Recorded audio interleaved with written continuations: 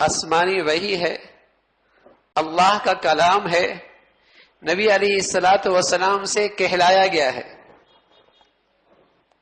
اللہ کا کلام ہے، نبی سے کہلوایا گیا ہے۔ قل لازواجک یا ایھا، آپ کہیے، نبی آپ کہیے۔ بھیجا اللہ نے اپنا کلام، کہلوایا نبی کی زبان سے، یا ایھا النبی قل لازواجک وبناتک ونساء المؤمنین یدنین۔ اللہ سے بڑھ کر نبض شناس، زمانے سے باخبر کون ہوگا کہ اگر یہ سب کچھ نہ ہوتا تو دنیا کہتی یہ ملاؤں کی تنگ نظری ہے۔ اگر یہ سب کچھ نہ ہوتا تو دنیا کہتی ملاؤں کی تنگ نظری ہے، بڑی دقیانوسی باتیں ہیں۔ آج کے دور میں یہ شرم و حیا کی باتیں کرتے ہیں، دنیا کہاں سے کہاں پہنچ چکی ہے۔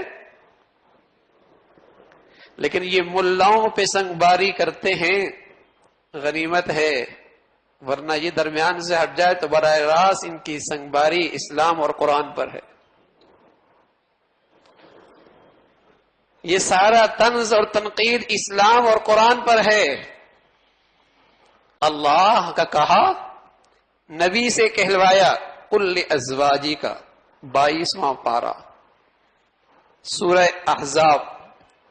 یا ایھا النبی، نبی کہہ دیجئے، قل لازواجک، اپنی بیویوں سے، وبناتک، اپنی بیٹیوں سے، ونساء المؤمنین، تمام ایمان والی عورتوں سے، یدنین علیہن من جلابیبہن، اپنی چادریں اپنے چہروں پہ ڈال لیا کریں۔ یدنین علیہن من جلابیبہن، کیوں؟ ذالک ادنی ان یعرفن، یہ تمہاری پہچان ہے۔ حیا، پردہ تمہارا ایمان، حیا، پردہ تمہاری پہچان۔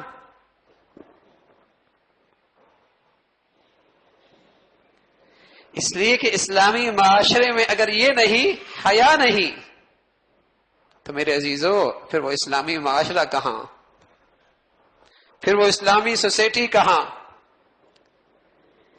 کیونکہ مسلمان قوم کی تمام تر صلاح اور تربیت کا انحصار عورت پر ہے۔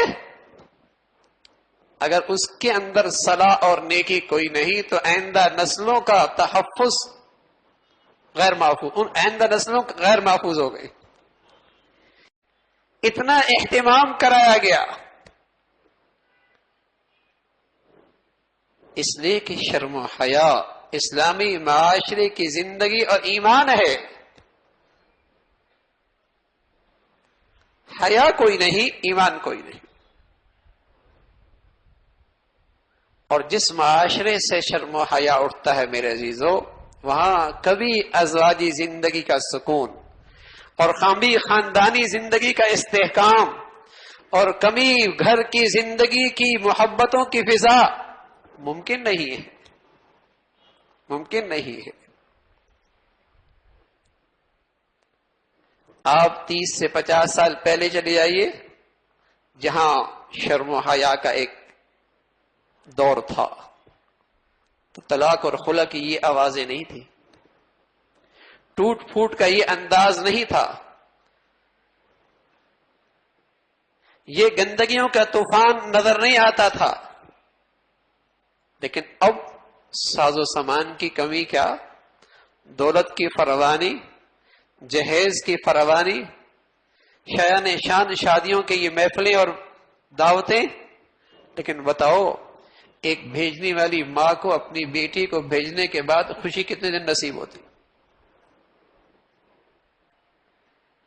ایک باپ اپنے گھر میں بہو لے کے آتا ہے، گھر میں محبتوں کی فضا کتنی دیکھتا ہے۔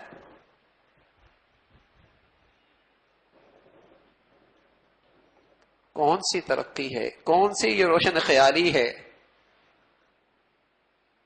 تو میرے عزیزو، اسلام کے پاس مرد ہے یا عورت، ان دونوں کے لیے مساوات کا سبق ہے۔ جیسے مرد کی جان، مال، عزت، آبرو قیمتی ہے، ایسی عورت کی جان، مال، عزت، آبرو بھی قیمت ہے، دونوں میں مساوات ہے۔ ہاں، فطرت سے نہ ہٹو، اللہ نے مرد کی فطرت میں کچھ اور رکھا ہے، عورت کی فطرت کچھ اور ہے. دائرہ کار زندگی کا طریق، زندگی کے کام کاج کا اسلام نے تقسیم کیا ہے. عورت کا دائرہ کار اور ہے، مرد کا دائرہ کار اور ہے. اگر اس فطرت سے بغاوت کرنے پہ آ گئے تو پھر وہی ہوگا جو مغربی تہذیب کا ہو رہا. پھر بھول جائیے میاں بیوی کی زندگی کا تصور، خاندانی رکھ رکھاؤ، باپ اور بیٹے اور بیٹی اور ماں کے درمیان محبت کی فضائیں، پھر یہ قصہ پارینہ بن جائے گا جیسے مغربی زندگی میں بن چکا ہے.